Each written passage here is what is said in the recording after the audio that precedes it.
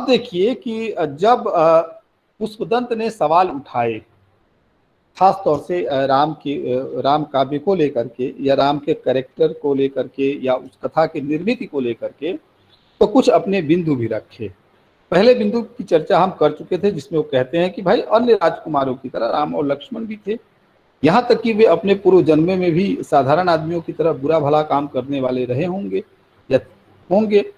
पूर्व जन्म में लक्ष्मण ने एक वणिक की स्त्री का अपहरण किया था, आदि आदि जैसी चीजों पर वो उनका ध्यान जाता है। अब जब ये ध्यान जाता है, इसका स्पष्टीकरण हो गया था। दूसरा बिंदु वो कहते हैं कि राम की माता का नाम कौशल्या नहीं सुबला था। इसी तरह लक्ष्मण सुमित्रा के नहीं बल्कि कैकेयी के पुत्र थे। इससे राम वन गमन का प्रसंग ही बदल गया, पूरा का पूरा। अब क्या है कि आप क्या मानते हैं? अभी ममता कालिया पर एक कार्यक्रम हुआ परसों, आप लोगों ने अखबार में पढ़ा होगा, हो सकता है आप में से कई लोग वहां गए रहे होंगे। आप जानते हैं कि ममता कालिया का एक जो है संस्मरणों का संग्रह आया है, जीते जी इलाहाबाद। आप में से किसी ने देखी? यस सर, सुना है, मतलब देखा नहीं। हाँ, देखा भी है। मुझे लगता है किसने, अश्रुति ने कहा है ना? जी सर, सुना है, मैंने उसका नाम देखा नहीं अभी खोल के। हाँ, देखिएगा, पढ़िएगा। जो लोग इलाहाबाद में हैं और इलाहाबाद को जानना चाहते हैं, और खास तौर से जो, हाँ ठीक है शिवम, तो जो खास तौर से साहित्य के विद्यार्थी हैं उनको कम से कम वो किताब देख लेनी चाहिए।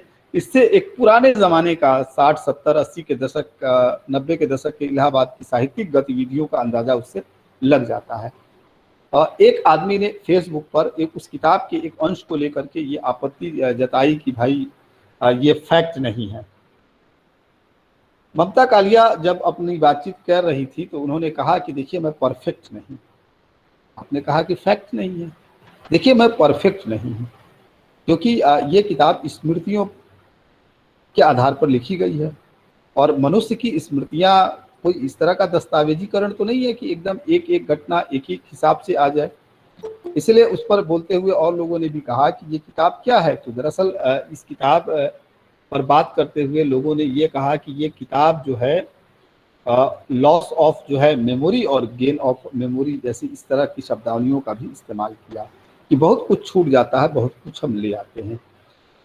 लेखक को इतनी छूट रहती है कि लेखक अपने हिसाब से चरित्रों में हेर फेर कर सकता है, बदल सकता है। अगर आप ये सोचते हैं या आपके दिमाग में ये बैठा पड़ा है कि नहीं, एक बार जहां अगर वाल्मीकि ने ये कह दिया, ऐसे ऐसे ऐसे ऐसे घटना दिखा दी, तो उसके बाद का क्या, जो भी लेखक आएगा 1 सदी बाद, 2 सदी बाद, 3 सदी बाद, 4 सदी बाद या 1000 सदी के बाद जब कोई लेखक आएगा, तो आप ये मानते हैं क्या कि वो कथा को उसी तरह से कंस्ट्रक्ट करेगा, रचेगा? नहीं, उसी तरह से नहीं रचेगा। समय बदल जाएगा, पानी जो है नदियों का बदल जाएगा, बहुत सारी नदियां सूख जाएंगी, बहुत सारी नदियां फूट पड़ेंगी। ऐसा भी होगा, होगा कि नहीं होगा? जी सर। रुचियां बदल जाएंगी, समाज की दिशाएं बदल जाएंगी। इसका एक दिलचस्प और बहुत ही सतही, जिसे मैं घटिया उदाहरण कहता हूँ, आपको दे रहा हूँ कि आप कभी बनारस गए हैं? जी सर। जी सर। जी सर। कोई बात नहीं। अच्छा, जो बनारस नहीं गए होंगे वो यहाँ चौक के बिल्कुल जो है अंदर वाले हिस्से में तो गए ही होंगे। लेकिन मैं बनारस का नाम इसलिए लिया कि कभी आप बनारस गए हो और बनारस में पक्का महाल गए हो, या जिसे गोदौलिया कहते हैं, ठीक है, आज का गोदौलिया नहीं जो कॉरिडोर बन गया है, कॉरिडोर के ठीक पहले का गोदौलिया। तो आप देखते हैं कि बनारस को गलियों का शहर कहा जाता है, जानते ही होंगे आप लोग। Yes sir. जी सर। और अगर नहीं जानते हैं तो पढ़िए। आप किनके उपन्यास हैं उस पर? एक तो बहुत बाद का है और बहुत ही लोकप्रिय है और अपनी अलग तरह की भाषा के लिए जाना जाता है, काशीनाथ सिंह का उपन्यास काशी का पस्सी। शिव प्रसाद मिश्र। लेकिन शिव प्रसाद मिश्र रुद्र काशिके का एक उपन्यास है बहती गंगा, जो कहानियों का संकलन है स्पेशली, वो पढ़िए। शिव प्रसाद सिंह का एक है गली आगे मूर्ति है, वो पढ़िए। और एक और कौर मुखर्जी करके एक लेखक है, उनका है बनारस टॉकीज, वो भी उठा करके पढ़िए। तो आप जब इन उपन्यासों के आधार पर बनारस को देखेंगे तो बनारस को गलियों का शहर कहा जाता था। गलियों की चौड़ाई कितनी होती थी? तो ज़्यादा से ज़्यादा आप मान के चलिए कि 3, 3.5, 4 फीट, इससे ज़्यादा तो नहीं होती थी, 3.5 से भी ज़्यादा नहीं होंगी। और आप जानते ही हैं कि काशी जो है देश और दुनिया के प्राचीनतम शहरों में से एक माना जाता है। अब बताइए कि क्या आज का समय बदला कि नहीं बदला? ऐसा क्यों हुआ कि उन लोगों ने इतनी तंग गलियां बनाई? ऐसा क्यों हुआ कि जो है 2 फीट 2.5 फीट और जो है उससे ज्यादा की दूरी उन लोगों ने नहीं छोड़ी? ऐसा यूं हुआ, आप जानिए कि जब लोग अपने घर बना रहे थे और जब लोग रह रहे थे तो उन्होंने क्या सोचा होगा? उन्होंने ये सोचा होगा कि कोई बहुत संपन्न हो जाएगा, बहुत धनी हो जाएगा, आवागमन के बहुत सारे साधन भी रख लेगा, तो ज्यादा से ज्यादा घोड़ा रख लेगा, नहीं तो ज्यादा से ज्यादा हाथी रख लेगा। क्या मैं गलत कह रहा हूं तो बताइए? और भी कुछ रख लेगा। राजा लोग किस पे चलते थे? बाद के राजाओं की बात नहीं कर रहा हूं, बहुत पहले की। तो घोड़ा या हाथी पर चलते थे वो। तो कहा कि वो हाथी रख लेगा, तो इसलिए गलियों की चौड़ाई क्या है आने जाने की, उतनी ही रखी गई जितनी आती। उसे क्या खबर थी कि एक जमाने में आदमी मर्सिडीज भी रख लेगा, मैबैक रख लेगा, उसके घर तक शानदार गाड़ियां आ जाएंगी, मर्सिडीज उसके दरवाजे पर आ जाएंगी। क्या ऐसा सोचा था? No sir. नो क्योंकि ये उसकी कल्पना से बाहर का मामला था, उसकी सोच से बाहर का मामला था। तो उसके बाद जब चीजें जैसे जैसे बढ़ती गई, आप देखिए कि कंस्ट्रक्शन भी धीरे धीरे बदलता चला गया। हमने दूसरी तरह से घर बनाए, हमने दूसरी तरह से रास्ते बनाए, हमने तमाम तरह की चीजें की। तो वही उसी तरह से है। आप ये याद रखिए, अज्ञे को भी पढ़िए। मिथकीय जो चरित्र होते हैं, जो मिथ होते हैं ना, उन चरित्रों की विशेषता ही यही होती है, या लेखक की ये विशेषता होती है कि जब भी वो उन चरित्रों का इस्तेमाल करता है तो उनमें बहुत कुछ छेड़छाड़ करता है। छेड़छाड़ शब्द आजकल बहुत घिसा पिटा और बहुत ही बेकार किस्म का शब्द हो गया है, लेकिन जब मैं छेड़छाड़ कह रहा हूं तो इसको आप काट छांट के आधार पर लीजिएगा, जोड़ घटाव के आधार पर लीजिएगा कि कुछ नया अपनी तरफ से जोड़ देता है, कुछ हटा देता है। हो सकता है कि जब ये काम पुष्पदंत कर रहे थे तो उन्हें उस नाम को लेकर के उनके मन में शंका रही होगी। हो सकता है कि उनके आसपास कोई जो है ऐसी कैरेक्टर रही होगी जिसका शुभला नाम रहा हो सकता है कि यह नाम ओरल ट्रेडिशन में या जो है माउथ टू ईयर ट्रेडिशन में उनके यहाँ पड़ा हो। तो ये कई बार क्या होता है कि कथाकार को आप इतनी छूट देंगे। मैं बार बार कह रहा हूँ और फिर कह रहा हूँ कि जब आप रचना की दुनिया में हो, जब आप कथा की दुनिया में हो, तो उससे रचनाकार से या कथाकार से आप इतिहास मांगने की भूल न करें, उसे इतिहास न मांगे। अगर उसने सवाल भी उठाया है या उसने अगर अपने पूर्ववर्ती लेखक पर सवाल उठा करके कुछ नया जोड़ा है, तो ये उसकी अपनी एक अंडरस्टैंडिंग, अपनी एक समझ है कि उसने कुछ लिया और उसने अपना कुछ जोड़ दिया। संग्रह त्याग न बिनु पहचानी, उसने कुछ संग्रह किया और कुछ उसने छोड़ दिया, जो तुलसीदास जिसे कहते हैं और जिसके बारे में बहुत सारे लोग कहते हैं कि परंपरा से क्या लेना है यह उस कवि के विवेक पर निर्भर करता है, और क्या छोड़ देना है यह भी उसके विवेक पर निर्भर करता है। और कभी आपसे ये कहने नहीं आ रहा है कि देखो जो मैंने लिया है उसी को मानना, और जब तक ये दुनिया रही तभी तक मानना, माफ करिएगा तब तक मानते रहना। ऐसा क्या कवि कहने आ रहा है आपको? कवि ने कहा कि आप उसके फैक्ट को ना बदले, बदल दीजिए। बहुत कुछ बदला जा रहा है, बदला गया है, आप भी बदल देंगे तो क्या फर्क पड़ेगा? कोई फर्क नहीं पड़ेगा। तो ये जो एक फैक्ट का जो मामला है, इस पर बहुत ज्यादा रिजिड नहीं होना चाहिए, बहुत अड़ना नहीं चाहिए। हाँ, ये देखने की कोशिश करनी चाहिए कि कवि ने कुछ नए सवाल उठाए कि नहीं, कवि ने कुछ नया जोड़ा कि नहीं, कवि कुछ नई तरह से किसी नए एंगल से, नए दृष्टिकोण से सोच पा रहा है कि नहीं सोच पा रहा है। तो मान लीजिए कि अगर उसने उठा दिया, अभी तो यही विवाद बहुत बाद में आएगा, उस दंत के बाद जब चंद्रवरदाई आएंगे, और अभी जब हम पृथ्वीराज रासो पर बात करेंगे नाथ काव्य परंपरा के बाद, तो उसके बाद देखिएगा एक से एक जो है तर्क और वितर्क आएंगे और बहुत सारा संघर्ष छिड़ेगा, मजेदार ढंग का एक डिबेट होगा। तो ये इसलिए कहा कि ये जो बात कही और जिस पर आपने चर्चा की, तो कहा कि ठीक है, उन्होंने रख दिया। लक्ष्मण जो है सुमित्रा के नहीं बल्कि कैकेयी के पुत्र थे, अगर मान लिया तो राम वन गमन का प्रसंग बदल गया उनके यहाँ कथा का। ये कहा कि राम और लक्ष्मण का जन्म अयोध्या नहीं काशी में हुआ था, क्योंकि दशरथ पहले काशी के ही राजा थे, अयोध्या तो वे पीछे गए। अब देखिए क्या है, फैक्ट बहुत कुछ बदल रहा है, जिस फैक्ट को लेकर के हम अभ्यस्त हैं वो बदल रहा है, लेकिन उसके बाद भी आगे चल करके जो है तुलसी उस फैक्ट को या तो दुरुस्त करते हैं या फिर अपने पुराने ट्रेडिशन के साथ जोड़ देते हैं। कहा कि राम लक्ष्मण विश्वामित्र के साथ जनक का यज्ञ देखने स्वयं नहीं गए, बल्कि यज्ञ की रक्षा के लिए जनक ने ही उन्हें बुलवाया था। सीता की अतिरिक्त राम की 7 पत्नियां और थी।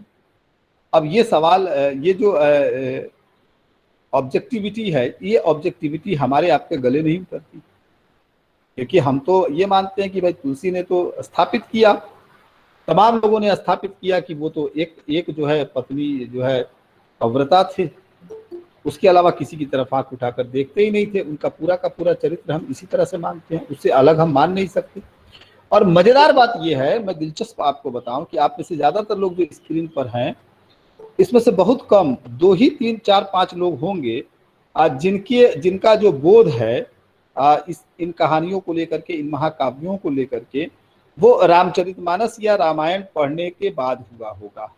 आप में से ज्यादातर लोग, मैं कह दूं कि लगभग 95% लोगों का जो बोध बना होगा राम काव्य परंपरा को लेकर के या महाभारत काव्य परंपरा को लेकर के, वो बना होगा रामानंद सागर या चोपड़ा साहब के दिखाए गए महाभारत या रामायण के आधार पर। अगर मैं गलत कह रहा हूं तो बताइए। जी सर, सही कह रहे हैं। नहीं सर, नहीं सर। और ये जो आधार है, ये कथा के साथ साथ क्या है, उसके विजुअल इफेक्ट्स के आधार पर भी है, दृश्य में है और ध्वनि में है, और वो इतना दिमाग में बैठा हुआ है कि हम उसको तनिक भी डिकंस्ट्रक्ट होता हुआ नहीं देखते। मजेदार ये देखिए कि अब जब टीवी पर बहुत सारे चैनल्स पर, मैं तो टीवी मान लीजिए देखता ही नहीं और सीरियल्स वगैरह नहीं देखता, लेकिन ये पता तो रहता है, अब जब टीवी पर बहुत सारे चैनल्स पर अलग अलग राम काव्य आ रहे हैं या हनुमान आ रहे हैं, नए नए मॉडर्न स्टाइल के हनुमान आ रहे हैं, मॉडर्न स्टाइल के एनिमेटेड राम आ रहे हैं, तमाम तरह के चरित्र आ रहे हैं, तो जिन लोगों ने भी वो जो पहला वाला चरित्र देखा था रामानंद सागर वाला, क्या वो उनको आसानी से एक्सेप्ट कर लेते होंगे? क्या उनकी जबान से ये नहीं निकलता होगा आप अपने पिता और माता से पूछिएगा, वो तुरंत कहते होंगे कि अरे पता नहीं अब क्या क्या दिखाने लगे हैं, कबाड़ सवार जो है, बताइए क्या बढ़िया राम थे अरुण गोविंद, क्या भव्य चेहरा था, क्या मुस्कान थी, आहा क्या सीता का चरित्र था। वो राम वैसे ही रहे होंगे। बताइए अरुण गोविंद ने एक चरित्र ऐसा निभाया कि फिर जिंदगी भर उनको कहीं ढंग का काम नहीं मिला। राम इतने हावी हो गए उनके चरित्र पर कि बेचारे उसी के सहारे जो है उनको फिर पूरी जिंदगी काटनी पड़ी। अभी भी वही उनकी प्रसिद्धि का आधार है और कोई है नहीं। वही हाल भारद्वाज जी के साथ हुआ जिन्होंने कृष्ण की भूमिका निभाई। कुछ भूमिका इतनी हावी हो गई कि उसके बाद कोई दूसरा चरित्र वो अपना ही नहीं सके। तो हम पर या हमारे बोध पर उन विजुअल्स का या उन कहानियों का इतना असर है जिनको हमने बचपन में बड़े होते हुए और धीरे धीरे अपने समय में देखा। तो अब जबकि हम पुरानी कथाओं की तरफ जाते हैं, अलग अलग वेरिएशंस की तरफ जाते हैं, अलग अलग डायमेंशन से और अलग अलग भाषा में अलग अलग धर्म के आधार पर जो कथाएं लिखी गई है, जब हम उनको खोजते हैं या देखने की कोशिश करते हैं, तो हमारी जो एक जिसे कहते हैं ना कि हमारी जो बनी बनाई अवधारणा है, हमारा जो पूरा का पूरा एक जो सेफ जोन है, वो सेफ जोन क्या हो जाता है, वो बंकर जो है, क्या बंकर पर एक विस्फोट हो जाता है, ध्वस्त हो जाता है। सर ऐसे में हम कथाओं को एक्सेप्ट नहीं कर पाते या उसके बदलावों को भी हम एक्सेप्ट नहीं कर पाते। तो कवि को, मेरा कहने का इतना ही है, कवि को इतनी छूट दीजिए आप, ठीक है फैक्ट से क्या बदल रहा है, अब फैक्ट के साथ मत जाइए ना, आप सवाल के साथ जाइए कि जो सवाल उठा रहा है कवि वो उसके समय में रिलेवेंट है कि नहीं, कवि में कौन सी ऐसी चीज है जिसकी वजह से हमें उसे याद करना चाहिए, और अगर नहीं है तो उसे नहीं याद करना चाहिए, इसकी तरफ जाने की कोशिश करनी चाहिए। फिर कहा कि सीता जनक कन्या नहीं। अच्छा, ये जो 7 पत्नियों वाला कॉन्सेप्ट भी है, तो भाई इतिहास ये कहता है कि आप ढूंढ करके रह जाइए, बहुत मुश्किल से अपवाद में बाद तक के समय में कोई ऐसा राजा या सामंत मिलेगा या बादशाह मिलेगा जिसकी 1 पत्नियां रही होंगी। इतिहास तो इस तरह के साक्ष्य देता ही नहीं है। इतिहास ये कहता है, आप मुझसे अच्छा इतिहास जानते हैं, इतिहास के आप बहुत ही अच्छे विद्यार्थी हैं, अध्येता हैं, तो आप बेहतर बता सकते हैं तो अगर वो अपने समय में लिख रहा है या जिस तरह का वो समाज उसने अपने समय में देखा होगा, अभिजात या जिस तरह के सामंतों की स्थिति देखी होगी, तो उसने क्या किया होगा, कथा का जो इंटरप्रिटेशन है उसको अपने टाइम एज से भी उठाया होगा। होगा या नहीं होगा? बिल्कुल उठाया होगा। फिर कहा कि सीता जनक तनया नहीं बल्कि मंदोदरी के गर्भ से उत्पन्न रावण की पुत्री थी और उन्हें अनिष्टकर समझकर रावण ने मंजूषा में रखकर मिथिला में फेंक दिया था, जहां एक किसान को वे मिली और किसान ने उन्हें जनक को भेंट किया। अब एक और सवाल उठता है, ये सवाल मजेदार है और बहुत ही दिलचस्प है। जब आप ये सवाल उठाते हैं कि वो रावण की पुत्री थी और रावण ने, आप जानते हैं कि आपको वो हल चलाते हुए जनक को मिली थी और मटके में मिली थी। अब कहाँ रावण, कहाँ रावण? वहां रावण लंका में। और कहाँ जनक? मिथिला। दोनों के बीच कोई कनेक्शन दिखाई पड़ता है क्या? रावण ने अगर मंजूषा में रखा भी होगा और उनको अगर मटके में रखा होगा और बाहर कर दिया होगा कि वो मर जाए या क्या हो न हो, उन दोनों के बीच में कोई सूत्र ऐसा जुड़ता है क्या? अगर आप बहुत ही लॉजिकल हो करके सोचे तो संभव ही नहीं जान पड़ेगा। एक चीज तो ये, और दूसरा ये है कि आप ये इस तरह से भी सोचिए कि क्या इस कथा का एक और इंटरप्रिटेशन कर सकते हैं, बहुत ही भटका हुआ इंटरप्रिटेशन, कि क्या ऐसा भी था क्या कि बेटियां इतनी अनष्टकारी हो सकती हैं, या बेटियों का दबाव उस जमाने में भी था क्या, या अगर वो रावण की पुत्री नहीं रही होगी तो कथा को एक और तरफ भी डाइवर्ट करेंगे तो किसी और XYZ की भी हो सकती है, जिसने उस बेटी को जो है क्योंकि जन्म तो उसका गर्भ से ही होना है, माँ के गर्भ से ही होना है। कथा चाहे आप जितनी बुन लीजिए, कथा चाहे आप कर्ण को लेकर के बुन लीजिए, चाहे किसी XYZ को लेकर के बुन लीजिए, चाहे कथा आप जानते हैं कि अगर आपने इलियड ओडेसी पढ़ी है तो होमर के यहाँ भी आप ले लीजिए, तो जन्म तो माँ के गर्भ से होना है। गर्भ के बाद उसे कहाँ रखा गया, कहाँ पहुंची, कैसे पहुंची, उसका पूरा का पूरा संदर्भ क्या है। तो बहुत सी चीजें किंवदंतियों में होती हैं, वो टेक्स्ट में आती हैं और टेक्स्ट से निकाल करके रचनाकार उसको उस पर या तो उसको और खोलने की कोशिश करता है या उसका कहीं ना कहीं से एक संबंध या सूत्र तलाशने की कोशिश करता है। सीता का अपहरण रावण ने नारद के उत्तेजित करने पर किया, न कि किसी पूर्व वैरवश अथवा सुपर्णखा के अपमान का बदला लेने के लिए। सीता हरण पंचवटी में नहीं, वाराणसी के समीपवर्ती किसी वन में हुआ। वानर आदि वस्तुतः विद्याधर थे और राम की सहायता के लिए उन्होंने यह रूप धारण किया था, वो वास्तव में वानर नहीं थे। हनुमान रुद्र के नहीं बल्कि कामदेव के अवतार थे और लंका में वे मशक रूप धारण करके नहीं गए थे, भ्रमर रूप धारण करके गए थे। हनुमान सीता का पता नहीं लगा सके थे। बाली को राम ने नहीं लक्ष्मण ने मारा था और इस तरह रावण को भी उन्होंने ही मारा, लक्ष्मण ने। दशरथ की मृत्यु राम के लंका से लौटने के बाद होती है। लक्ष्मण की मृत्यु रोग से होती है और उनके मरने पर राम लक्ष्मण पुत्र पृथ्वीचंद्र को राज्य देकर स्वयं वैराग्य ले लेते हैं। भरत और शत्रुघ्न की कथा प्रायः उपेक्षित रह गई, उस पर कोई चर्चा ही नहीं हुई।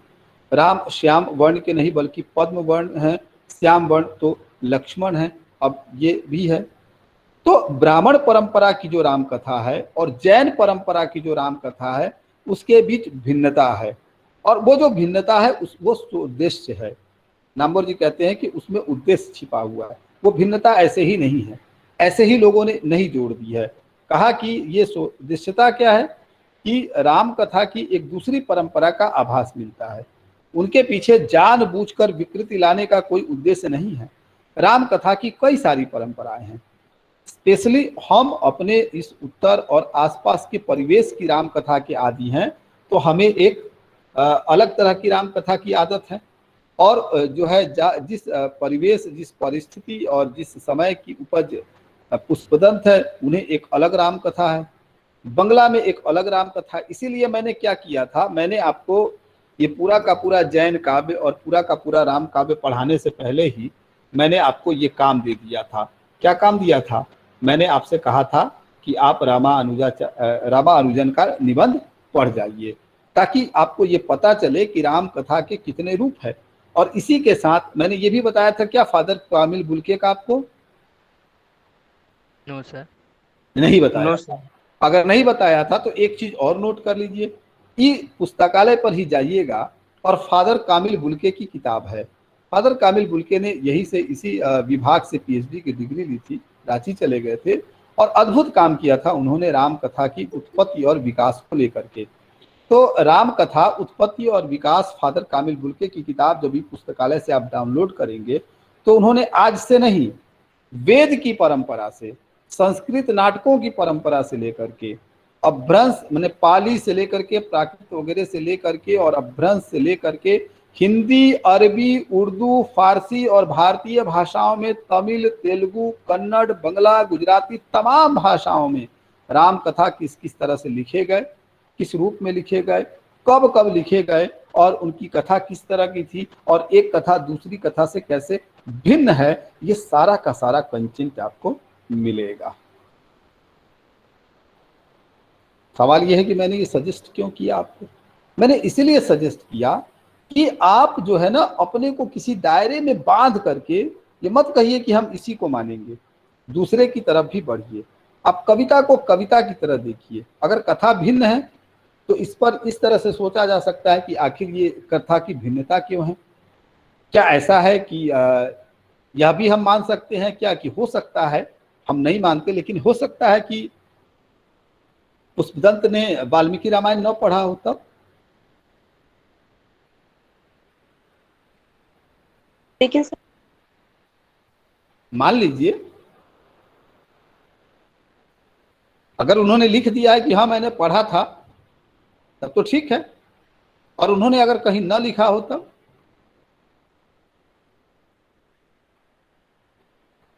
आप क्यों भूल जाते हैं? आप ठीक है, आप सत्य के साथ इसको जोड़िए, आप इतिहास के साथ इसको जोड़िए, लेकिन आप क्यों भूल जाते हैं कि यह कविता है, कविता की एक दुनिया है, कवि की एक दुनिया है। और क्या कवि एक ही थे? अनेक थे, अलग अलग काल में, अलग अलग क्षेत्र में, अलग अलग परिवेश में कवि थे और सब कथा को अपनी तरह से सिरज रहे थे। उन्होंने किताब तो नहीं पढ़ी होगी क्योंकि वाल्मीकि की कोई किताब तो मौजूद नहीं थी ना, छापे खाने का आविष्कार हुआ था नहीं था। भोज पर और ताड़पत्र में भी उतनी परंपरा की पुरानी चीजें बहुत मुश्किल से लिखी जाती रही होंगी जो उनको परंपरा में मिल गई होंगी।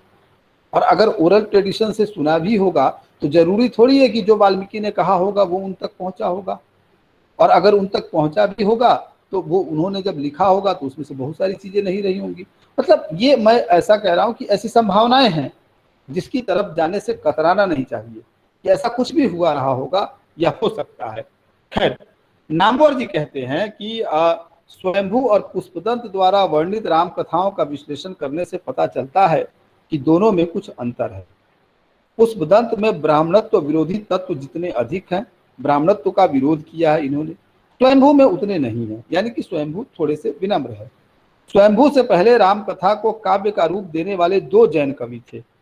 एक थे विमल सूरी, आपने रामानुजन के लेख में पढ़ ही लिया होगा, जिन्होंने पहली शताब्दी के आसपास प्राकृत में पौमचरित की रचना की, और दूसरे थे रविखेण, रविखेण या आप उसको रविशेण कह लीजिए, जिन्होंने 7वीं शताब्दी में संस्कृत में पद्मचरित लिखा।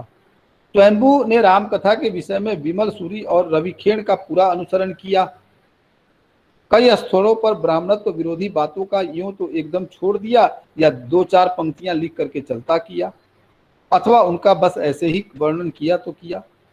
ब्राह्मण जाति की उत्पत्ति का प्रसंग स्वयंभू ने एकदम छोड़ दिया, और हरिखेण उपाख्यान में जब ब्रह्मरथ और जिनरथ संबंधी विवाद है और उसमें जैन धर्म को ब्राह्मण धर्म से श्रेष्ठ कहा गया, स्वयंभू ने संकेत भर करके रहने दिया। उन्होंने ऐसा क्यों किया? स्वयंभू में धार्मिक कट्टरता नहीं थी, लोगों को एक्सेप्ट करने का जो है उनका जो है पक्ष ज्यादा मजबूत था। जैसा कि खोज से पता चलता है कि स्वयंभू न तो दिगंबर थे न श्वेतांबर, बल्कि वे अति प्राचीन यापनीय संघ के अनुयायी थे। यह संघ उदार विचारों का था, इस तरह धार्मिक मतभेद से कथा में भेद आ जाना स्वाभाविक थे। लेकिन स्वयंभू और पुष्पदंत की राम कथाओं में कुछ ऐसी भेदक बातें दिखाई पड़ती हैं जिनसे दो अलग अलग परंपराओं का अनुमान लगता है। जिस परंपरा का अनुसरण स्वयंभू ने किया, विमल सूरी और रविखेण का, वो परंपरा जो है पुष्पदंत के पास आती हुई मालूम नहीं पड़ती है। लगता है कि पुष्पदंत के बाद पास रामकथा की जो परंपरा पहुंचती है वो दूसरी है। इसलिए आप देखिएगा कि पुष्पदंत ने विमल सूरी, रविखेण और स्वयंभू द्वारा वर्णित रामकथा के रहते हुए भी, नामवर जी का ये कोटेशन सुन लीजिए और फिर पीछे जो हमने बातें की उसके साथ इसका तालमेल कर लीजिए। तो मैं कहा कह रहा हूं कि ये नामवर सिंह का नहीं है गौतम जी। तो कहा कि पुष्पदंत ने विमल सूरी, रविखेण और स्वयंभी द्वारा वर्णित राम कथा के रहते हुए भी इन सब को छोड़कर श्वेतांबर मतवावलंबी कवि गुणाभद्र के उत्तर रामायण में वर्णित राम कथा का अनुसरण किया। अब आपके सवालों का जवाब मिल गया होगा या आप उस समय से जो कुलबुला रहे होंगे, लेकिन यहां भी आप सावधान हो जाएं। जब आप क्रॉस चेक करेंगे या उस कथा को देखेंगे कवि गुणाभद्र के, तो हो सकता है कि कवि गुणभद्र के उस कथा को या उत्तर रामायण को देखते हुए भी आपको लगे कि पुष्पदंत ने अपनी एक अलग ही राह निकाल ली है। तो एक ही समय में एक राम कथा की परंपरा क्या है, वो है जो वाल्मीकि की चलती है, वो भी आगे बढ़ती है। एक राम कथा की परंपरा वाल्मीकि से उठा करके विमल सूरी कुछ सवाल करते हैं और विमल सूरी और रविखेण की चलती है, जिसको स्वयंभू बढ़ाते हैं। और एक राम कथा की परंपरा का जिक्र और करते हैं नामवर जी और कहते हैं कि कवि गुणभद्र हैं और कवि गुणभद्र का जो है उत्तर रामायण का प्रभाव जो है पुष्पदंत पर दिखता है और ये अपने ही ढंग की राम कथा है, क्योंकि ये जैन कवियों की राम कथा है और ब्राह्मण परंपरा की जो राम कथा है इससे जो है अलग है। राम काव्य के अन्य कवियों का एक हेडिंग देते हैं नामवर जी।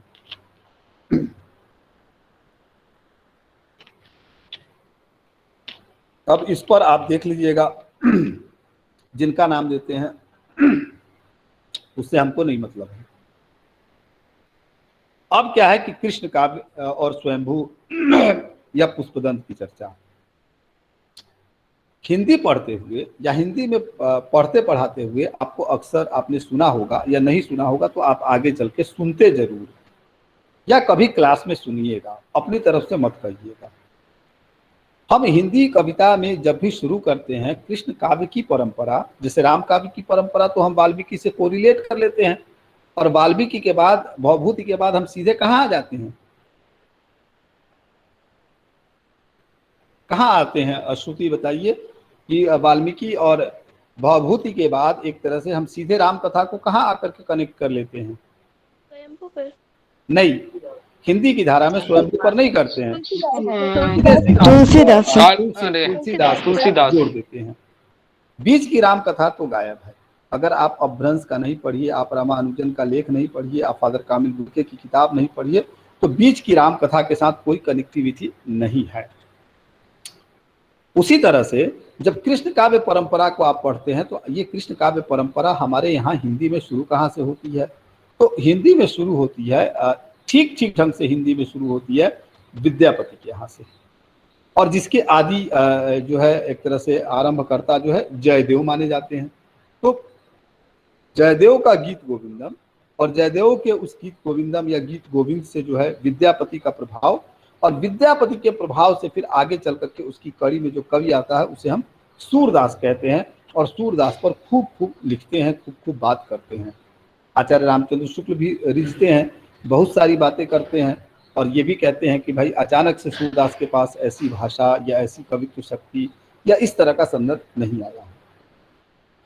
अब एक चीज यहाँ ध्यान रखिएगा कि आप जब अपभ्रंश कविता पर बातचीत कर रहे हैं या पढ़ रहे हैं तो कृष्ण काव्य की एक परंपरा जो है और पीछे जाती है।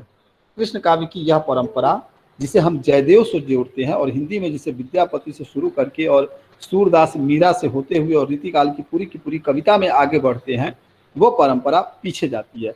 आपने किताब पढ़ी होगी तो आपको मालूम होगा कि ये परंपरा और पीछे जाती है और हम देखते हैं कि कृष्ण कविता जो है स्वयंभू के पास से ही शुरू हो जाती है।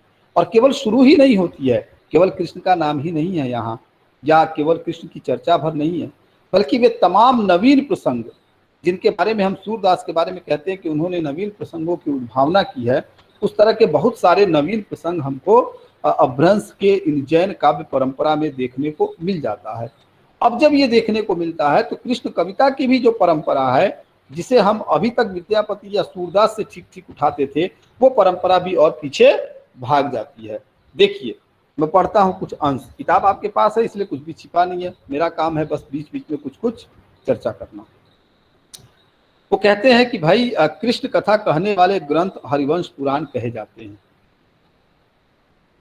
जैसे राम कथा को उन्होंने जो है पौंगचर्यु में और पौ पुराण में दिखाया, उसी तरह से कृष्ण कथा को उन्होंने हरिवंश पुराण में दिखाया। अब वंश में राम कथा की तरह कृष्ण कथा के सूत्रपात का श्रेय भी स्वयंभू को जाता है। स्वयंभू ने पौंगचर्यु के साथ ही हरिवंश पुराण की भी रचना की और इस समय भंडारकर ओरिएंटल रिसर्च इंस्टीट्यूट में हरिवंश पुराण की प्रति सुरक्षित है।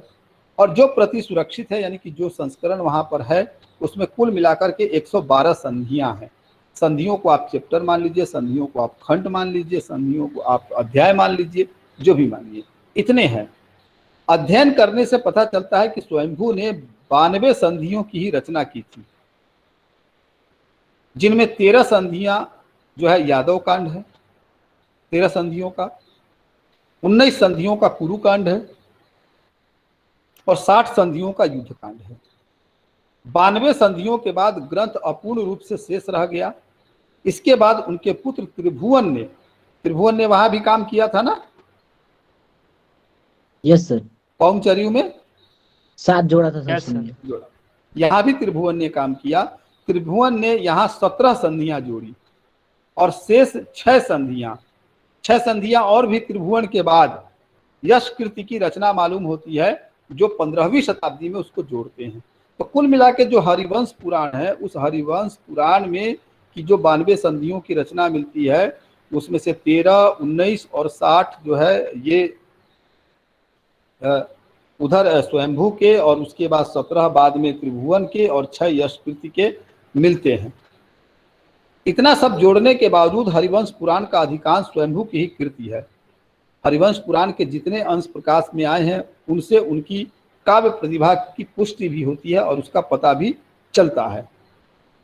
मत्स्यराज का साला कीचक जिस समय सबके सामने सैरंध्री पर बनी हुई द्रौपदी का अपमान करता है, स्वयंभू उस प्रसंग को मूर्त कर देते हैं और वो पूरा का पूरा पद आप देखिए, और किस तरह से जो है यमदूत की तरह कीचक ने द्रौपदी का केशापास खींचा और उसे लात मारी। यह देखकर राजा युधिष्ठिर मूर्छित हो गए और भीम रोष के मारे तरु की ओर देखने लगे कि इसे किस तरह मारे, लेकिन युधिष्ठिर ने पैर के अंगूठे से उन्हें दबाकर मना किया। उधर पूर्व की नारियां व्याकुल होकर बोल उठी कि इस दग्ध शरीर को धिक्कार है, इसने यह क्या किया? कुलीन नारियों का तो मरण हो गया। जहां राजा ही इतना दुराचार करता है, वहां भला सामान्य जन क्या करेंगे? आप ये पूरा का पूरा ये स्टेटमेंट है, उसी पद के बीच से निकल करके आता है। कहा कि तो तेण विलक्षी हुबैण अणुलग्गे जी जमदुएण और चिहे रही धरेऊ चलेण ही है पेक्षणतः रायः मुच गए। और फिर आगे आता है पद पूरा का पूरा, क्योंकि अब भ्रंश में है तो इसको मैं छोड़ ही रहा हूँ, आगे निकल रहा हूँ। जब तक आप अभ्यास नहीं करेंगे खूब सारा, तब तक आप इसके अर्थ को समझ भी नहीं सकते उस तरह से। बाकी जो दिया है नामवर जी ने वो तो दिया ही है। उसी के बाद का एक अंश है, वो भी मैं आपको पढ़ देता हूँ कि कृष्ण कविता का ये तेवर देखिए और स्वयंभू का ये तेवर देखिए कि स्वयंभू किस तेवर से अपनी बातचीत करते हैं। कहते हैं कि नारी के प्रति स्वयंभू के मन में कितना बड़ा सम्मान है। जहां भी वे नारी को किंचित अपमानित होते देखते हैं, उनकी संपूर्ण मानवता कालाग्नि के समान धधक उठती है। यही नहीं, अवसर आते ही वे शक्तिमती नारी की शक्ति का उद्घाटन नहीं रहते। अपमानित द्रौपदी दिन का सारा कामकाज खत्म करके जब रात में भीम के पास जाती है और वे उसके दुख का कारण पूछते हैं, तो उस समय द्रौपदी का अपमर्षण पूर्ण कथन सुनने योग्य है। और वो जो है एक तरह से इतनी आलोचना करती है उन लोगों की, जो आप देखिएगा वो शुरू ही होता है महु कवणु सु छई कवण दीही जही तुम विठई यह दीही। जो सामी सालू माह मंडलो हो, शिव हरिवी लच्छी आहंड लो हो। ये पूरा पद आप फिर से पढ़िएगा। कहती है उसका जो कोट नीचे नामवर जी लिखते हैं, हाँ मैं छोड़ रहा हूँ, वो ये है कि ऐसे ऐसे सूरवीर और सुधी पतियों के रहते हुए भी द्रौपदी ने अब तक क्या सुख जाना है। कोई सुख जाना, भरी सभा में जो बेइज्जत हो गई हो, जिसका केस पकड़ करके जिसको नचाया गया हो और जिसके पेट पे लात मारी गई हो, आप कल्पना करिए उस समाज की, उस राजा की और उस स्त्री की उस यातना की। सुख पाना तो दूर, उल्टे वह इस तरह उनके सामने ही अपमानित हो रही है। यदि इसी का नाम जीवन है तो फिर मरण क्या है। यानी कि द्रौपदी कह रही है जैसे कि मैं तो जीते जी मर रही हूँ, जो मैं जीती हुई दिख रही हूँ, जीती हूँ कहाँ, मैं तो दरअसल मरी हुई हूँ। और भीम द्रौपदी जो है, इस तरह भीम द्रौपदी के आंसुओं को देखते हैं जो प्रतिकूल था। संसार धर्म नहीं देखते, कहाँ सुख है तो कहीं दुख है। पूर्व कर्मों का वृक्ष दो फल देता है। रावण द्वारा हरि जाने पर भी सीता को क्या थोड़ा सा भी दुख हुआ था। कुछ तो बातें ऐसी होती हैं जो बहुत फिट नहीं बैठती, लगता है कि ये केवल उपदेशात्मक है। और फिर उसके बाद एक पूरी की पूरी चर्चा है। उसी तरह से आप आगे जब आएंगे तो पुष्पदंत के यहाँ भी ये चर्चा आपको दिखाई देगी। खैर, बच्चों के बार बार कमेंट आ रहे हैं, क्लास है। मेरे कहने का मतलब ये है कि मैंने आपको जो दो तीन चीजें बताई कि एक तो कविता को कविता की तरह लीजिए, दूसरा है कि कविता की धारा की कई परंपराएं हैं, उस तरह से लीजिए। तीसरी बात यह है कि कवि का अपना समय और उसके सवाल देखिए। और चौथी बात यह है कि कवि ने अपने समय को जीवंत किया है कि नहीं, अपने समय की विसंगतियों को उठाया है कि नहीं, वह देखिए। और तब कविता का मामला आपको समझ में आएगा और वो कविता की धारा आगे चल करके कैसे जुड़ती है यह भी जानने की कोशिश करिए। तो आप सभी का बहुत बहुत धन्यवाद, आपने इतना सारा समय दिया। हम एक सामान्य सी जो है बातचीत ही कर रहे थे, जो कुछ किताब में था वही हम बाँच रहे थे, पर इसमें से अगर कुछ निकल करके आया हो या आप कुछ और समझ पाए हो तो ज़्यादा ठीक है। आप में से किसी का कोई सवाल है तो पूछ सकता है, जिनकी कक्षाएं हैं वो जा सकते हैं। सर इसमें एक वर्ड आया था कीचक वध कथा। हाँ, अब इसको अभ्रंश में ढूंढिए। सर मेरा एक प्रश्न पूछूं? पूछिए। सर जैसा कि हम स्वयंभू को पढ़ते हुए पाते हैं कि उनमें या धार्मिक उसका एक कट्टरता। और एक मिनट रुकिए, उसका एक और भी है कि आपको मैंने एक किताब जो बताई थी, क्या कहते हैं, हिंदी काव्यधारा जो बताई थी ना, राहुल सांकृत्यायन की, तो उसमें बहुत सारे पदों का उन्होंने अर्थ दिया है। ये अलग बात है कि उसका अर्थ उन्होंने दूसरी भाषाओं में दिया, बोलियों में दिया, जैसे भोजपुरी में और भाषा में, लेकिन उनका छांदिक रूपांतरण किया है। तो वह देखना भी दिलचस्प है। एक पन्ने में छांदिक रूपांतरण है और एक पन्ने में मूल है। अगर आपने ध्यान नहीं दिया होगा तो फिर से ध्यान दीजिएगा। तो उसमें से भी बहुत कुछ आप निकाल सकते हैं, वहां भी जाकर के बहुत कुछ समझ सकते हैं। आदर्श अब बोलो जरा सा, मैंने बीच में टोक दिया थे। सर जैसे कि हम जब स्वयंभू की राम परंपरा देखते हैं तो उसमें नामवर सिंह लिखते हैं कि उनमें धार्मिक कट्टरता नहीं थी, परंतु जब हम सर सीता की अग्नि परीक्षा का प्रसंग देखते हैं स्वयंभू में, नामवर सिंह की किताब की मैं चर्चा कर रहा हूँ, तो वहां सर उसके बाद सीता जैन धर्म में परिवर्तित हो जाती हैं। तो सर क्या यहाँ पे धार्मिक कट्टरता नहीं दिख रही? धार्मिक कट्टरता का मामला ये है कि उनको जो है कहने का जो वो कह रहे हैं कि भाई किसी के धर्म से, या जैसे जो चिढ़ पुष्पदंत को ब्राह्मणों के समाज से थी, वो चिढ़ उनके अंदर नहीं थी। और दूसरी बात ये है कि आप ये क्यों भूल रहे हैं, जैसे जहां वो जैन धर्म दिखा रही हैं, एक्चुअली क्यों इन्हें लिखा, अब समझने की कोशिश करिए ना कि आचार्य रामचंद्र शुक्ल ने इन्हें सांप्रदायिक कविता की श्रेणी में क्यों रखा। हालांकि हजारी प्रसाद द्विवेदी ने उसका एक अलग ही काउंटर तैयार किया, पर भाई वो जो ये राम कथा लिख रहे हैं, सब कुछ लिख रहे हैं, अंततः उनको ले जाना कहाँ है, ले जा करके उनको वही छोड़ना है। यानी कि उस राम को भी वो बताएंगे तो क्या बताएंगे, अपना आदि आचार्य ही बताएंगे, अपना आदि गुरु ही बताएंगे। सीता को भी अपनी ही धर्म या अपने ही संप्रदाय में वो रखेंगे, उसे बाहर लेकर के नहीं जाएंगे। क्योंकि वो लिख किसके लिए रहे हैं, उसके लिखने का कारण क्या है, तो फिर उसको कहीं ना कहीं कोरिलेट तो करेंगे ना। तो आप इसको दूसरी तरह से सोचिए कि एक आदमी या एक कैरेक्टर कितना मजबूत है या वो जो उसका जो पूरा का पूरा जो एक टिपिकल जो एक्सटेंशन है उस कैरेक्टर का, वो इतना स्ट्रांग है कि किसी भी धर्म का आदमी हो, किसी भी धर्म का आचार्य हो, किसी भी धर्म का लेखक हो और किसी भी भाषा का हो, वो सभी उसको एक तरह से उसके प्रति अट्रैक्ट होते हैं, आकर्षित होते हैं और उसको अपनी कथा बनाते हैं और उस कथा को वो अपना बना लेते हैं या उसे अपने ट्रेडिशन में या उसे अपने संप्रदाय में, अपने धर्म में उसको जोड़ लेते हैं। तो आप देखिए ना कि एक कैरेक्टर कितना मतलब एक तरह से मजबूत रहा होगा, स्ट्रांग रहा होगा कि उसने हर तरह के धर्म, हर तरह के समुदाय, हर तरह के सरहद से परे एक से दूसरे, दूसरे से तीसरे को भी अपनी ओर अट्रैक्ट किया होगा, उनको आकर्षित किया होगा और उनको मजबूर किया होगा कि तुम मुझे अपनी कथा में डेवलप करो और मुझे अपनी परंपरा में दिखाओ। तो एक मैसेज है ना ये, इस तरह से इसको देखने की कोशिश करिए। हाँ, कोई और कुछ पूछ रहा था? सर ऐसे तो अगर देखेंगे तो फिर द्विवेदी जी सही भी कह रहे हैं, क्योंकि मतलब वो अगर हम देखें तो किसी ने भी राम कथा लिखी है तो सीता को अपने धर्म का ही कहा है, क्योंकि वो उनके महापुरुष लिखा है राम को, तो सीता को तो वो किसी और धर्म का बता ही नहीं सकते। जैनों ने लिखी तो जैन कहा, हिंदुओं ने लिखी तो हिंदू कहा। तो इसमें सर धार्मिकता का पुट कहाँ से आया? अश्रुति, अब हाँ, अब एक चीज ये है, नहीं धार्मिकता का पुट जो है उस तरह से नहीं, कविता को अगर कविता से देखेंगे तो नहीं ही आएगा। और कविता अगर अच्छा धर्म क्या था अश्रुति की, धर्म तो बाहर ही नहीं था ना जीवन से। आज हम अलग अलग डिसिप्लिन में बटे हैं, आज हमारे पास सोशल साइंस है, आज हमारे पास सोशल वेलफेयर के काम है, तमाम तरह की चीजें हैं, तो हम कविता को एक अलग ही उसका सोशल एनालिसिस करके देखते हैं। और पहले क्या था, जीवन के उस पूरी जीवन के केंद्र में या समाज को संचालित करने में उस सबके केंद्र में तो धर्म था।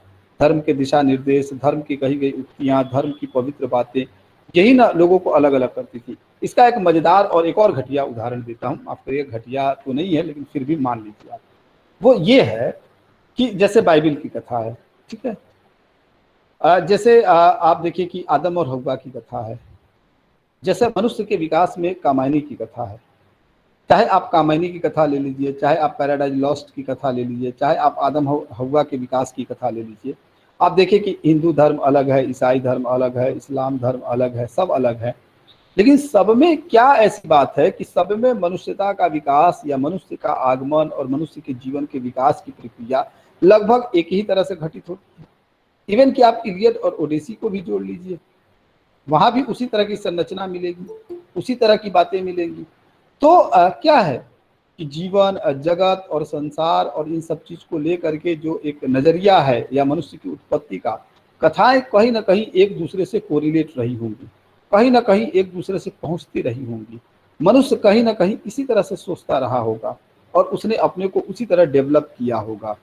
तो कोई भी आदमी, जब हम कथा लिखेंगे, आप ये देखिए ना कि भाई कबीर के जो राम हैं और तुलसी के जो राम हैं, राम तो दोनों जगह है, राम वही है, और तुलसी का राम किस तरह के राम हो जाते हैं, कैसे वो लीला पुरुष और अवतारी हो जाते हैं, आते हैं। कबीर का राम जो है लीला पुरुष नहीं है, अवतारी नहीं है, वो निर्गुण ब्रह्म हो जाता है। एक ही समय में थोड़ा आगे पीछे एक तरफ जो है निर्गुण संत काव्य परंपरा चल रही है, दूसरी तरफ सगुण काव्य धारा चल रही है। दोनों के यहाँ राम है, लेकिन दोनों अपने अपने राम को अलग तरह से जस्टिफाई करते हैं, अलग तरह से खोलते हैं। और ये भी दिलचस्प है कि दोनों का धर्म अलग नहीं है, दोनों एक ही धर्म के है, बस जीवन और जगत को देखने का नजरिया अलग है, उसके प्रति उनकी सोच अलग है और वहां से वो चीजों को खोलते हैं। ठीक है, हाँ आदर्श पूछो, क्या पूछो? वैसे एक ही सवाल पूछना चाहिए, लेकिन सर सॉरी, नो सर, बस ये सर मेरा अपना डाउट है सर। बात ऐसी है ना कि जैसे सर आपने कहा कि ए.के. रामानुजम का निबंध पढ़ने, तो सर पिछले हफ्ते मैंने वो पूरा पढ़ा और फिर मुझे कबीर के राम का पता चला और फिर स्वयंभू के और विभिन्न लेखकों के। तो सर डाउट, और अब फादर कामिल बुल्के का भी पढ़ लो, अरबी और फारसी और उर्दू और भारतीय भाषाओं में भी देख लो, कंबन का भी पढ़ लो, तो और मजा आएगा। सर यही मुझे पूछना। अभी आपने सर कहा अभी अपने अपने राम, तो सर जब हम राम परंपरा की इतनी कथा देखते हैं और इतने सारे राम देखते हैं, तो सर ना एक नास्तिक टाइप वाली फीलिंग आती है कि कौन से राम सत्य हैं और हम किसको माने। आप सत्यता की तलाश क्यों करते हैं? आप कविता में जीवन की तलाश क्यों नहीं करते? मनुष्य के मुकम्मल होने की तलाश क्यों नहीं करते? उसके उस पक्ष को क्यों नहीं देखते जहाँ मनुष्य मनुष्य होता है, अपनी तमाम संभावनाओं और असंभावनाओं के साथ, तमाम अपने जो है निर्मितियों के साथ और तमाम अपनी टूटन के साथ, तमाम अपनी जो है अच्छाइयों के साथ और बुराइयों के साथ संघर्ष करता हुआ, वो ज़्यादा बेहतर है और वो ज़्यादा आपको करीब लगेगा। इसको और एक्सटेंड कर दीजिए तो आप राम की शक्ति पूजा पढ़िए निराला की, और उसके अर्थ सौंदर्य से गुजरिए तो शायद आपको और लग जाएगा कि हाँ आधुनिक समय में क्या है। राम की शक्ति पूजा वही है। लगता है कि वो निराला ने अपने जीवन पर लिखा, लगता है कि गांधी पर लिखा, लगता है कि राम पर लिखा, और लगता है कि आधुनिक समय के हर एक मनुष्य पर लिखा। तो ये भी एक राम कथा है। यस सर, तो बस इसी को लेकर डाउट था। कविता के पास इसलिए नहीं जाइए कि वो आपको फरिश्ता बना देगी। कविता के पास इसलिए भी नहीं जाइए धार्मिक कविताओं के पास कि आप किसी फरिश्ते की तलाश कर रहे हैं। नहीं, आप कवि क्या है? कवि जो है ईश्वर की बनाई हुई सृष्टि के समानांतर एक सृष्टि गढ़ता है। वो उसके मनोजगत की एक सृष्टि है, और वो सृष्टि इसलिए महत्वपूर्ण है क्योंकि जो सृष्टि वो अपनी आंखों के सामने देखता है उससे बेहतर तरीके से उसको गढ़ता है और बेहतर बनाने की कोशिश करता है। वो एक चरित्र को गढ़ रहा होता है। कई बार वो चरित्र इतना सशक्त हो जाता है कि वो हमारी मुट्ठी से फिसल जाता है, लेखक की मुट्ठी से फिसल जाता है, और हम उसको इतना आइडियल मान लेते हैं कि यथार्थ से कट जाता है। कई बार चरित्र जीवन में होता है लेकिन वो जीवन से बाहर चला जाता है। आप देखिए कि जैसे कि साईं बाबा एक व्यक्ति ही थे, आज की तारीख में बड़े बड़े अखाड़े और बड़े बड़े जो है आश्रम जो है उनके खिलाफ है, और हम धीरे धीरे उनको देवत्व में बदलता हुआ देख रहे हैं कि नहीं देख रहे हैं? बदल ही गए हैं। लोगों की आस्था देखिए आप। क्या आपको इस बात से आप इनकार कर सकते हैं कि अभी गांधी जी को मरे हुए ज़्यादा समय नहीं हुए, लेकिन जब 1, 2, 3 सदियां बीत जाएंगी, जब मनुष्य तकनीक पर आधारित हो जाएगा और मनुष्य अपने एक से दूसरे के बीच में ही संघर्ष करते हुए मरने लगेगा, तो क्या कोई व्यक्ति ये कल्पना भी कर सकता है कि एक आदमी बगैर किसी हथियार के, बगैर किसी जो है साजो सामान के, उसने पूरा का पूरा तख्ता पलट कर दिया होगा और इतनी मजबूत सेना को खदेड़ दिया होगा केवल जुबानी जंग से, अहिंसा से? क्या ये एक्सेप्टेबल होगा 1-2 सदी के बाद? बताइए आप। नो सर, वो तो एक्सेप्टेबल नहीं होगा। तो धीरे धीरे आप देखेंगे कि ये कैरेक्टर भी एक जो है उसी तरह का कैरेक्टर हो जाएगा जिस पर विश्वास करना बहुत मुश्किल हो जाएगा। तो चरित्र तो जीवन से ही आते हैं, जीवन के आसपास से ही आते हैं। हाँ, उसको कभी कभी रचनाकार हाइपरबोलिक ढंग से दिखाता है, कभी कभी उस तरह से दिखाता है जिस तरह से वो दिखाना चाहता है ताकि समाज बेहतर हो जाए, आदर्श रूप वो रख देता है। अब ये हमारे ऊपर है कि हम उसकी छानबीन कैसे करें, उसमें से क्या ले क्या छोड़े, आदि आदि आदि आदि। ठीक है सर, कहने का तात्पर्य यह है कि कविता को पढ़ते हुए हमें धार्मिकता की तरफ नहीं जाना चाहिए। अगर कविता में जीवन मूल्य है तो कविता श्रेष्ठ है। बचना चाहिए। धार्मिकता क्या है जी? पहले तो आप ये है कि निबंध पढ़िए किसी किसी लोगों के। आप आचार्य रामचंद्र शुक्ल के ही निबंध पढ़िए, आप जो है हजारी प्रसाद द्विवेदी के निबंध पढ़िए, आप विद्यानिवास मिश्र के निबंध पढ़िए। पहले तो ये पढ़िए कि धर्म कहते किसे हैं। धारण करने की प्रक्रिया को ही धर्म कहते हैं। और धारण करना क्या? श्रेष्ठतम मूल्य को धारण करना, सबके लिए स्वीकृति देना, सबको अपना स्थान देना, सबको मान सम्मान देना, बहुत सारी चीजें इसमें जुड़ जाती है। पर हमने तो इन शब्दों के अर्थ ही जो है बहुत संकुचित कर दिए ना। पूरा का पूरा मामला ही जो है हमने खत्म कर दिया। हमने तो कर्मकांड को ही धर्म मान लिया।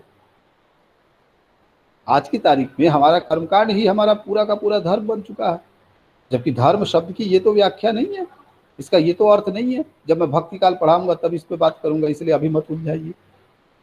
सर मेरी भी एक समस्या है। हाँ गौतम जी बोलिए। सर एक प्रॉब्लम होता है कि सर हिंदी साहित्य का इतिहास जब पढ़ता हूँ तो सर जितने भी पद दिए गए होते हैं सर उसे समझने में सर प्रॉब्लम होती है।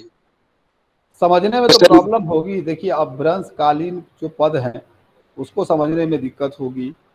भक्तिकालीन भी बहुत हद तक के पद जो है खास तौर से निर्गुण संत वगैरह के कुछ एक पद है, समझने में दिक्कत होगी। अब जो भाषा आज से 2000 साल पहले की है, 1000 बरस पहले की है, 1500 बरस पहले की है, जाहिर सी बात है कि उस भाषा को समझने में तो परेशानी होगी। और वो परेशानी केवल आपकी नहीं है, वो मेरी भी है। अगर मैं प्राकृत नहीं जानता हूँ, अगर मैं पाली नहीं जानता हूँ, अगर मैं अपभ्रंश नहीं जानता हूँ, तो मैं किसी तरह से कोशिश करके टेक्स्ट पढ़ करके या उसका विश्लेषण देख करके या किसी से पूछ करके ही मैं भी बताऊंगा। और आपको भी मुझसे इतनी अपेक्षा नहीं करनी चाहिए कि मैं बता दूं। हम तो क्योंकि उस प्रक्रिया से गुजर रहे हैं ना, इसलिए हम उस पर बात कर रहे हैं। हमें तो और सर आपको मिल बांट करके उसका अर्थ ढूंढना चाहिए। आप ढूंढिए, खोजिए, कहीं ना कहीं मिलता है, नहीं मिलता है तो उस विषय के विशेषज्ञ से पूछिए, शायद आपको पता चल जाए। Okay sir. ठीक है, हो गया। मेरा एक क्वेश्चन। हाँ प्रियांशी बताइए। सर जब हम स्वयंभू के सीता को देखते हैं, जब वो जैन जैन दीक्षिता हो जाती हैं, तो सर कहीं ना कहीं उससे क्या ये हम ये कह सकते हैं कि वो जैन धर्म के लिए सबको प्रेरित कर रहे हैं, या फिर जैन धर्म का प्रचार प्रसार तो नहीं कर रहे हैं? कोई भी अगर करेगा, कोई भी करेगा, करेगा ही भाई। वो तो कर ही रहे हैं, कोई करेगा, जाहिर सी बात है। उनको दिखाना ही है, वो अपनी आइडियल सिचुएशंस को दिखा रहे हैं, तो अपनी ओर तो खींचेंगे ही ना, खींचेंगे। लेकिन सर जब हम वहीं तुलसीदास जी के रामचरितमानस देखते हैं, तो हमें ये नहीं लगता है कि वो कहीं ना कहीं हिंदू धर्म के लिए मतलब खींच भ्रम रहे में हैं मत लोगों रहो। को? रामचरितमानस पूरी पढ़ी है? रामचरितमानस पूरी पढ़ी है सर आवाज प्रियांशी? नहीं क्लियर है। रामचरितमानस सर पूरी पूरा पढ़ी तो है? मैंने मैं नहीं ये पढ़ा है। नहीं तो पूरा पढ़ लो। नहीं सर पूरा। मैं सर इसलिए कहता हूँ, उन्होंने जो अरे चुप करो ना यार, मैं बोल रहा हूँ, समझा तो करो। जब मैं एक बार कह रहा हूं कि अतिवादी सवाल मत किया करिए, पहले आप टेक्स्ट को पढ़िए तो सही। दिक्कत क्या है कि आप पूरा पढ़ेंगे नहीं, बीच में सवाल कर देंगे तो आप अर्थ का अनर्थ करेंगे। आप पढ़ के तो देखिए एक बार टेक्स्ट। आपने कौन कौन सा हिस्सा पढ़ा है उसका बताइए। सर मैंने उत्तरकांड पढ़ा है सर, और सुंदरकांड पढ़ा है सर, और किष्किंधा कांड का बहुत थोड़ा सा पढ़ा है सर। ठीक है, मान लीजिए किष्किंधा कांड या बाल कांड या अयोध्या कांड छोड़ भी दीजिए, तो आपने लंका कांड उत्तरकांड तो पढ़ा ही होगा, तो आपको वहां कुछ नहीं मिला? लंका कांड नहीं पढ़ा है सर। उत्तरकांड में कुछ नहीं मिला आपको? उत्तरकांड में सर उन्होंने मतलब ये क्या कहते हैं, कलयुग के बारे में, मतलब जहाँ तक मैंने थोड़ा बहुत पढ़ा है सर, तो देखा है कि उन्होंने बताया है कि कलयुग की परिस्थितियां कैसी होगी, कैसी होगी।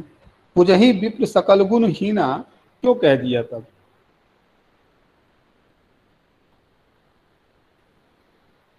ये तो उत्तरकांड में ही कहा ना, किसी और कांड में? ये कहने के पीछे क्या अर्थ रहा होगा तुलसी का?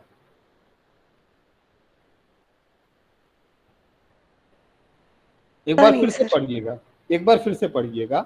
मेरे आपने अगर पढ़ा है तो ठीक है, आप लोग मेरी बात को अदरवाइज मत लीजिएगा।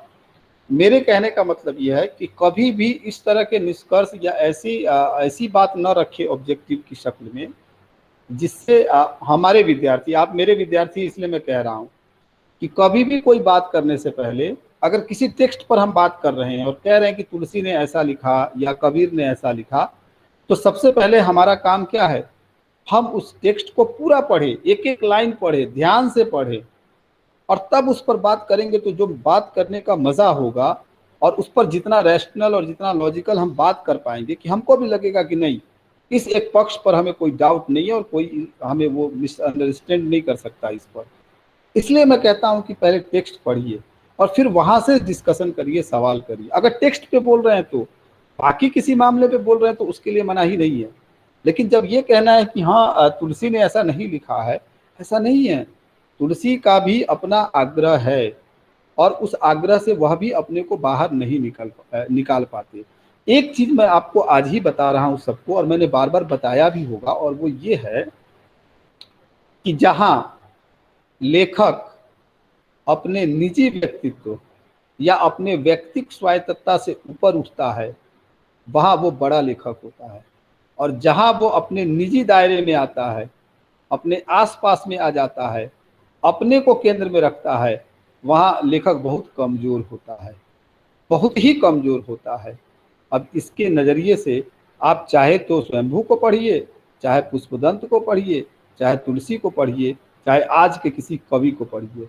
लेखक अगर मुक्त हो गया है शुक्ल जी की परिभाषा के हिसाब से, तो वो अद्भुत काम करेगा। और जहां वो मुक्त नहीं हुआ है, वहाँ बहुत संकुचित काम करेगा और वहाँ पर कवि बहुत कमजोर दिखाई पड़ेगा। और इस तरह से आप देखेंगे कि ये तुलसी भी बहुत स्थलों पर कमजोर दिखाई पड़ेंगे। हाँ अश्रुति बोलो। सर ऐसे तो मतलब अगर आप कह रहे हैं कि लेखक को विचारधारा अपनी साइड करके लिखना चाहिए, तो इससे तो देखिए मुक्तिबोध ही थे फिर। नहीं नहीं, लेखक की विचारधारा क्या होती है अश्रुति, ये बताओ। सर जैसे लेखक की मतलब विचारधारा से तुम क्या समझती हो, जरा सा मुझे ये बताओ एक आध वाक्य में ही। सर विचारधारा का मेरा मतलब है जैसे मुक्तिबोध थे तो वो मार्क्सवादी विचारधारा के थे, एक तरीके से थोड़ा वो मार्क्सवाद को मानते थे, साम्यवाद को मानते थे। तो उनकी जब वो लिखते हैं कोई भी उनका ले ले अंधेरे में या कुछ भी कहीं भी कुछ भी लिखते हैं, तो वो थोड़ा सा एक हीन मानव को ऊपर रखते हैं, ऐसा उन्होंने लिखा है। हाँ ठीक है, मैं समझ गया आपकी बात। और आचार्य रामचंद्र शुक्ल जी जब इतिहास लिखते हैं तो दक्षिणपंथी विचारधारा से लिखते हैं, है ना? हाँ लिखते हैं। बिल्कुल। और तुलसी को जब हम अपना कवि मानते हैं तो उसमें भी दक्षिण पंथ दिखाई देता है ना, कि भाई राष्ट्र और धर्म और वो ब्राह्मणत्व और उसकी स्वीकार होती है। सर तुलसी ने 4 वर्णों को सही बताया है क्या? मतलब मैंने पढ़ा नहीं है, मैं बस पूछ रही हूँ। हाँ चर्चा तो की ही है उन्होंने, सब उस व्यवस्था को सही व्यवस्था माना है, उसी उत्तरकांड में जिसकी अभी प्रियांशी चर्चा कर रही हैं। तो आप मैं ये कह रहा हूँ कि देखिए, लेखक दक्षिण पंथ का है कि वाम पंथ का है, ये एक मामला है। कई बार हम लेखक सीधे सीधे स्वीकार करता है या सीधे सीधे हम उसकी बातचीत से जानते हैं, पर हमको ये देखना चाहिए कि उसका दक्षिण पंथ और उसका वाम पंथ छोड़ करके लेखक की जो विचारधारा होती है वो विचारधारा होती है कि लेखक प्राथमिकतः और अंतिमतः, जिसे कहते हैं ना कि आरंभ और अंत तक, वो जो पक्षधर होता है वो पक्षधर होता है किसका? वो होता है मनुष्य का पक्षधर होता है, वो समाज का पक्षधर होता है।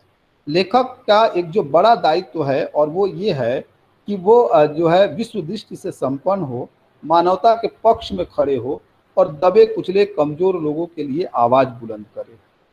लेखक ये दावा करता है या लेखक से हम ये उम्मीद करते हैं कि वो एक बहुत ही खराब किस्म की जो दुनिया है, जो बेढंगी दुनिया है, जो विसंगतियों से भरी पड़ी है, उसमें एक संगति लाए, उनकी विसंगतियों को दूर करे, एक अच्छा से अच्छा वातावरण बनाए, दुनिया को और कैसे बेहतर बनाया जा सकता है वह क्या करे, वह उसमें अपना योगदान दे।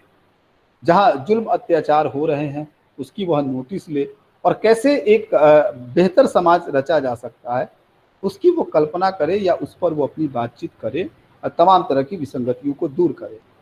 लेखक की विचारधारा इस तरह की विचारधारा होती है। इसलिए कहते हैं कि लेखक, जो बड़ा लेखक होता है, वो प्रेम को, बंधुत्व को, सहिष्णुता को, दया को, ममत्व को, इन सारी तत्वों को लेकर के, जो माफ करिएगा, इन सारे तत्वों को लेकर के वो उसे आगे बढ़ाता है, या उसकी आंखों में ये सारे के सारे तत्व झांकते हुए दिखाई पड़ते हैं।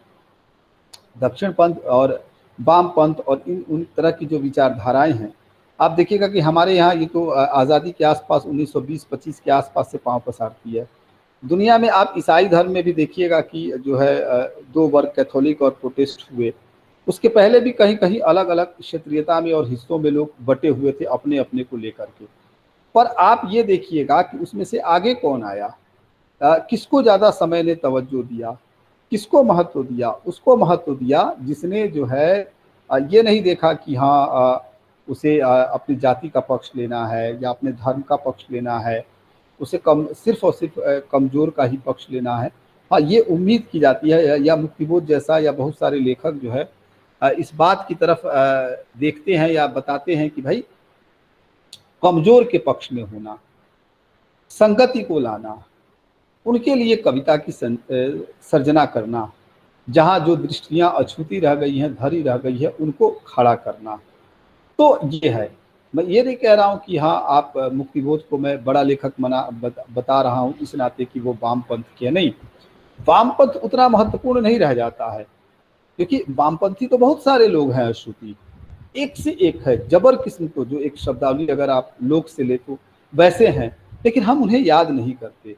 हम मुक्तिबोध को इसलिए याद करते हैं कि कवि का जो मन होता है वो स्वभावतः प्रगतिशील होता है, वो प्रोग्रेसिव माइंड का होता है। क्या तुलसी प्रोग्रेसिव नहीं थे? आप बताइए, तुलसी प्रोग्रेसिव थे या नहीं थे? जाहिर सी बात है।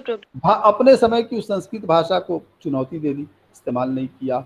अपने समय के एक से एक पंडितों को चुनौती दे दी।